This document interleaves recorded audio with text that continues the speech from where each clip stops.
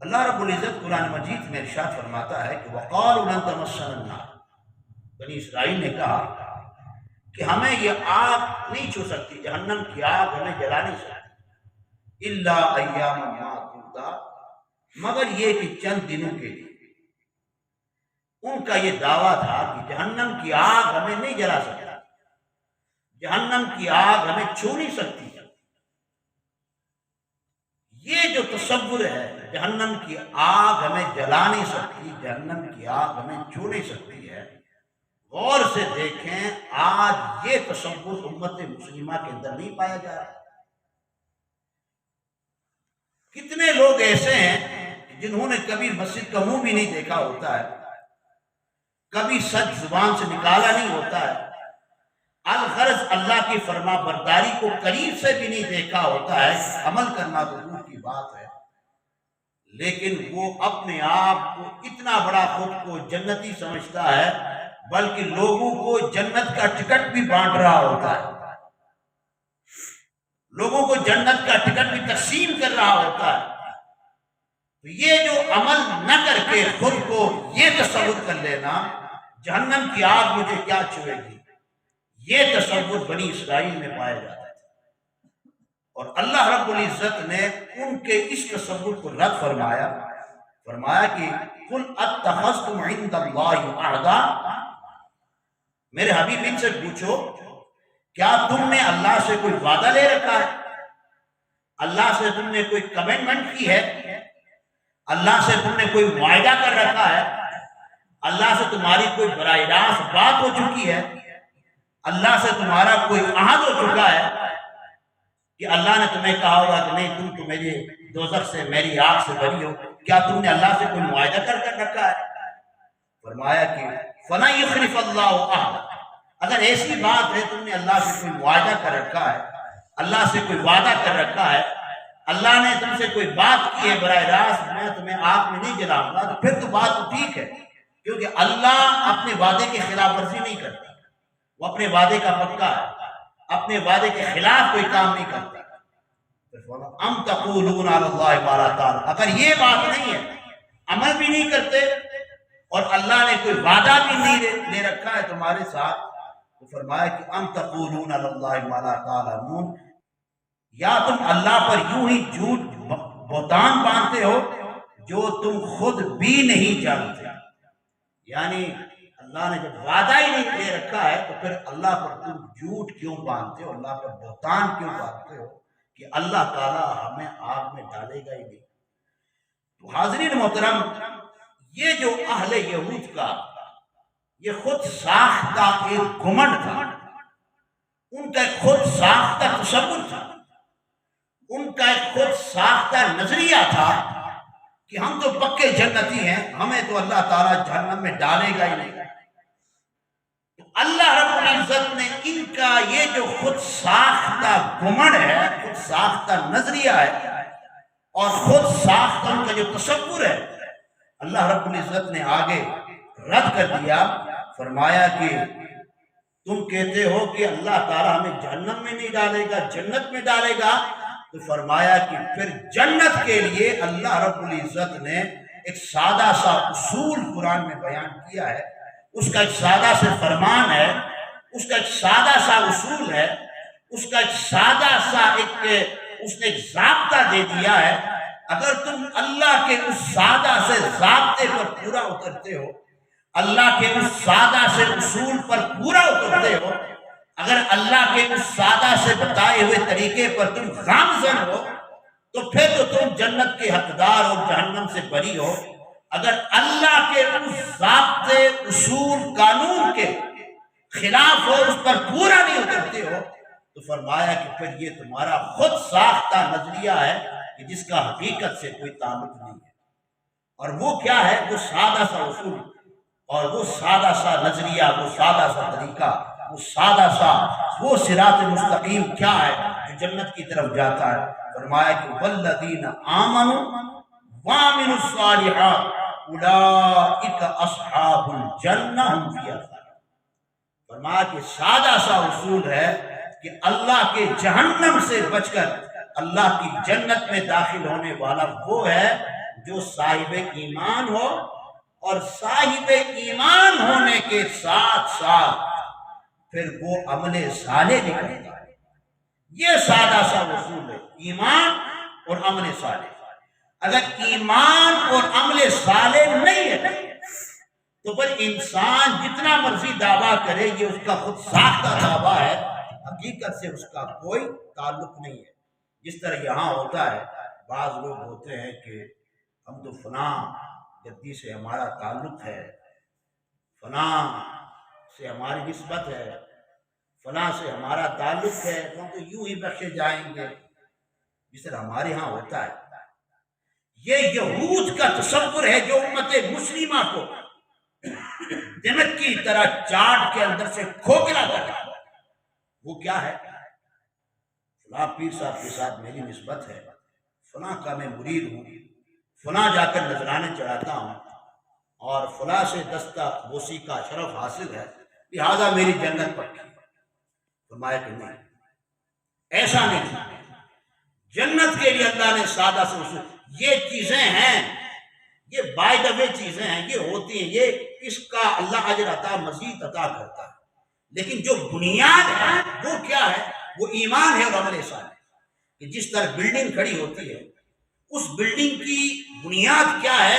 وہ جو نیچے مٹیریل نیچے ڈالتے ہیں، اس بلڈنگ جو کھڑی ہے وہ اس بنیاد پر کھڑی ہے۔ اگر وہ بنیاد ہی نہیں ہے تو یہ بلڈنگ کیسے کھڑی ہو سکتی ہے؟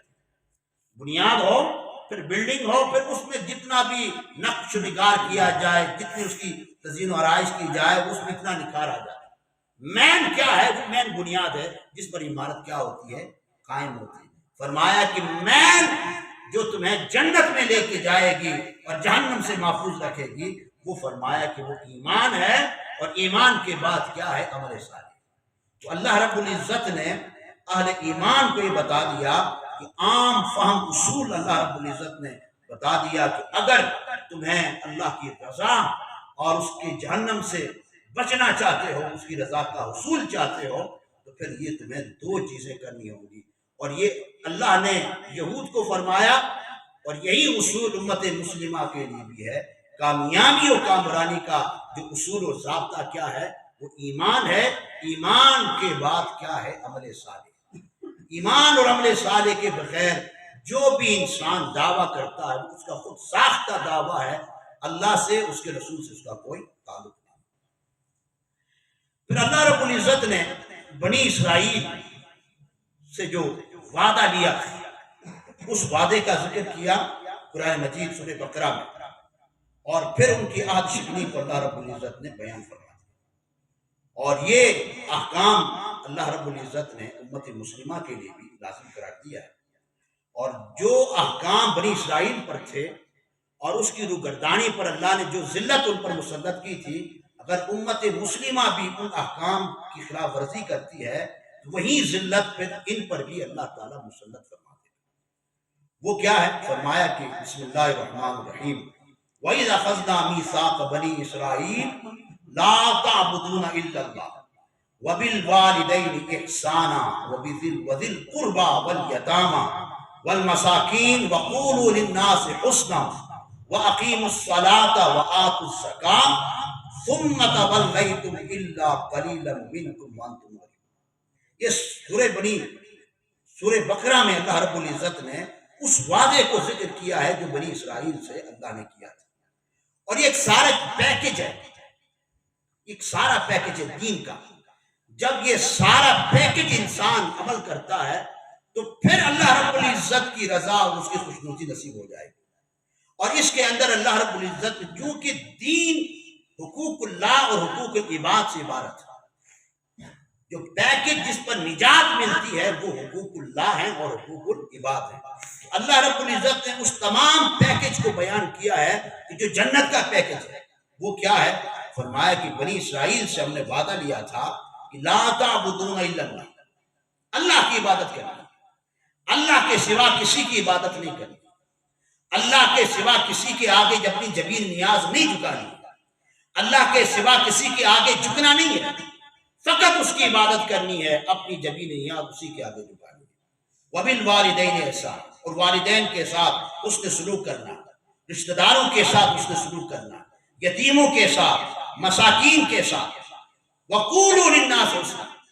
اور یہاں اللہ رب العزت نے پہلے اپنی عبادت کو بیان فرمایا اور عبادت کے بعد اللہ نے حقوق العباد کو بیان فرمایا۔ حقوق العباد میں والدین ہیں، رشتہ دار ہیں، مساکین ہیں، یتامہ ہیں، وہ سارے ہیں۔ وَقُولُوا لِلنَّاسِ، پھر یہاں اللہ رب العزت نے حسن اخلاق کو بیان فرمایا کہ اخلاق یہ بھی جنت کا پیکج میں شامل ہے۔ اگر کسی کے اندر عبادت بھی ہے، والدین کے ساتھ حسن سلوک بھی ہے، خیرات بھی ہے، صدقات بھی ہے، سارا کچھ ہے، لیکن اس کی زبان میں مٹھاس نہیں ہے، اس کی زبان میں کرواہٹ ہے، اس کے لہجے میں سختی ہے، اس کے لہجے سے پیار نہیں ٹپکتا ہے، یہ یاد رہے کہ پھر ظاہر بات ہے ایک چیز اگر مس ہو جائے، موبائل ہے، اس میں چارجنگ بھی ہے، سارا کچھ ہے، لیکن اس کے اندر سم نہ ہو تو موبائل چلے گا نہیں چلے گا۔ تو فرمایا کہ جنت میں یہ سارا پیکج ہے، یہ ہوگا کہ انسان جنت میں جائے گا۔ فرمایا کہ اگر عبادت بھی کرو، حقوق العباد بھی ادا کرو، لیکن تمہارے لہجوں میں اگر سختی ہے، اس میں مٹھاس نہیں ہے، جس سے بات کرتے ہو اس کو چھلنی کر دیتے ہو، فرمایا اگر یہ بات بھی ہے تو جنت میں نہیں جا سکو گے۔ پھر فرمایا کہ واقیم الصلاۃ، تم نماز بھی قائم کرو گے، واتو زکات، زکات بھی ادا کرو گے۔ تو یہ اللہ رب العزت نے بنی اسرائیل سے وعدہ لیا تھا۔ پھر آگے فرمایا ثم تولیتم الا قلیلا منکم وانتم معرضون، فرمایا کہ اللہ رب العزت نے فرمایا کہ آدمیوں کے چند آدمیوں کے سوا وہ سارے کے سارے اس معاہدے سے پھر گئے اور تم اللہ کے احکام سے منہ موڑنے والے تھے۔ تو یہاں اللہ رب العزت نے اس معاہدے کو ذکر کیا اور اس کے بعد اللہ نے فرمایا کہ تم میں سے اکثر جو تھے، چند لوگوں کے سوا، وہ اس معاہدے سے کیا ہو گئے تھے، پھر گئے تھے، اللہ کے ساتھ جو تم نے کمٹمنٹ کی تھی اس پر پورا نہیں اترے تھے۔ پھر آگے اللہ رب العزت نے فرمایا کہ یہاں جو آخری نقطہ ہے، ضربت علیہم الذلۃ والمسکنہ وباءوا بغضب من اللہ، فرمایا کہ اللہ نے تم سے وعدہ کیا، تم سے وعدہ لیا، تم نے اللہ کے وعدے کی پاسداری نہ کی، اللہ نے تم پر نعمتوں کی برسات کر دی، من و سلوہ اتارا، پتھروں سے تمہارے لیے چشمے جاری کر دیے، 70,000 کے قریب تمہاری قوم میں سے اللہ نے انبیاء مبعوث کیے۔ الغرض وہ کون سی نعمت تھی کہ جس کو اللہ نے تم پر تمام نہیں کی تھی، ساری نعمتیں کی، اور نعمتوں کے بعد تم سے معاہدہ کیا اس معاہدے پر عمل کرو۔ تو فرمایا کہ نعمتیں استعمال کر کے کھا کر جب معاہدے پر پورا نہ اترے، فرمایا کہ ضربت علیہم الذلۃ والمسکنہ، فرمایا پھر اللہ تعالیٰ نے ان پر ذلت بھی اور محتاجی کو بھی مسلط کر دیا، اور اللہ تعالیٰ کے یہ غضب اور اس کے قہر کے مستحق ہو۔ تو پیارے اسلامی بھائیوں، یہاں یہ بات واضح ہو گئی کہ اللہ رب العزت نے امت مسلمہ کو بھی نعمتیں عطا کی، امت مسلمہ پر بھی کرم کر دیا، امت مسلمہ کو وہ نعمت عطا کر دی جو نعمت کسی کو بھی عطا نہ کی، اس نعمت سے سرفراز کیا جس نعمت کے لیے انبیاء بھی طلبگار تھے۔ وہ نعمت کیا؟ وہ نعمت مصطفیٰ، تاجدار کائنات کا دامن عطا کیا، حضور کا امتی بنا دیا، تاجدار کائنات کا وہ امتی بنا دیا، اس رسول کا امتی بنا دیا کہ جس رسول کے امتی ہونے کی چاہت انبیاء بھی کرتے تھے۔ تو فرمایا جس طرح بنی اسرائیل پر میں نے نعمتیں عطا کی تھی، نعمتوں کی برسات کر دی تھی، اور جب وہ میری نعمتوں کی قدر نہ کی اور اس معاہدے سے پھر گئے جو میں نے ان سے معاہدہ کیا تھا، تو اللہ فرماتا ہے پھر بدلے میں نے ان پر ذلت مسلط کر دی اور ان پر اپنا قہر اور اپنا غضب نازل کر دیا۔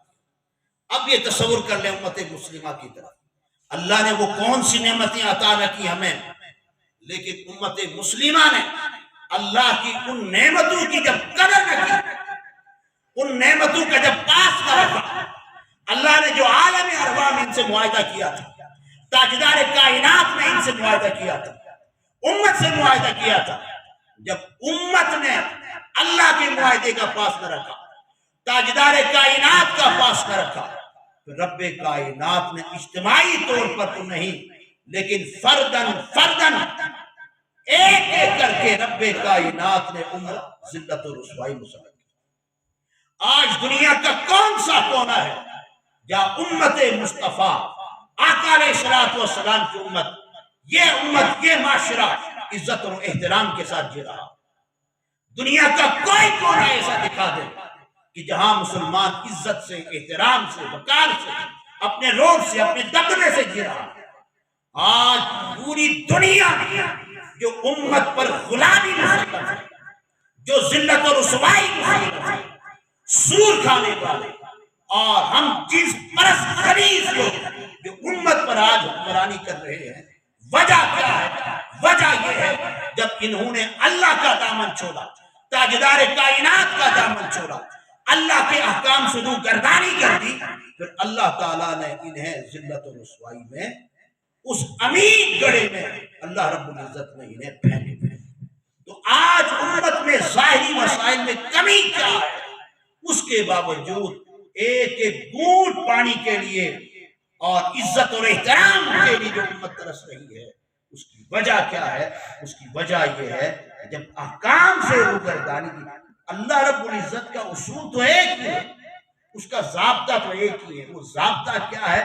وہ ضابطہ یہ ہے کہ اگر اللہ سے کیے ہوئے معاہدے کی پاسداری کرو گے، اپنے نبی سے کیے ہوئے معاہدے کی پاسداری کرو گے، وَأَنْتُمُ الْأَعْلَوْنَ إِن كُنتُم مُؤْمِنِينَ، پھر اللہ تعالیٰ تمہیں پوری دنیا کے اندر غلبہ عطا فرمائے گا۔ تو حاضرین محترم پیارے اسلامی بھائیوں، اہل یہود کا اللہ رب العزت نے قرآن مجید میں ذکر کر کے یہ بتا دیا کہ اگر امت مصطفیٰ اسی روش پر چلے، اسی ڈگر پر چلے جو قوم یہود اور بنی اسرائیل کے لوگ چلتے تھے، تو پھر جو قہر، جو غضب اللہ نے ان پر نازل کیا تھا، پھر وہی قہر، وہی غضب اجتماعی طور پر نہ صحیح، پھر انفرادی طور پر امت مصطفیٰ پر بھی نازل کیا جائے گا۔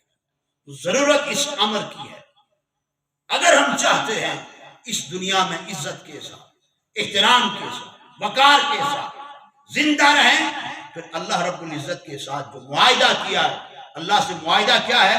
اللہ سے معاہدہ ہے اس کی عبادت کرنی ہے، نماز قائم کرنی ہے، زکوٰۃ ادا کرنا ہے، حج فرض حج ادا کرنا ہے، اور حقوق العباد کا خیال رکھنا ہے، اپنے لہجوں کے اندر نرمی پیدا کرنی ہے، اپنے لہجوں میں سختی پیدا نہیں کرنی ہے، الغرض حسن اخلاق کا پیکر بن جانا ہے۔ خلاصہ یہ ہے کہ معاہدہ یہ ہے خدا سے بھی جڑے رہیں اور مخلوق کے ساتھ بھی جڑے رہیں، خدا کے ساتھ بھی محبت کا تعلق، رشتہ قائم رہے، مخلوق کے ساتھ بھی محبت اور اخوت کا رشتہ قائم رہے۔ اگر یہ دونوں رشتے صحیح طریقے پر استوار ہو جائیں، پھر امت مصطفیٰ کو اللہ تعالیٰ پھر سے اسی طرح غلبہ عطا کرے گا کہ جس طرح خلفائے راشدین کے دور میں اللہ رب العزت نے امت مصطفیٰ کو غلبہ عطا کیا۔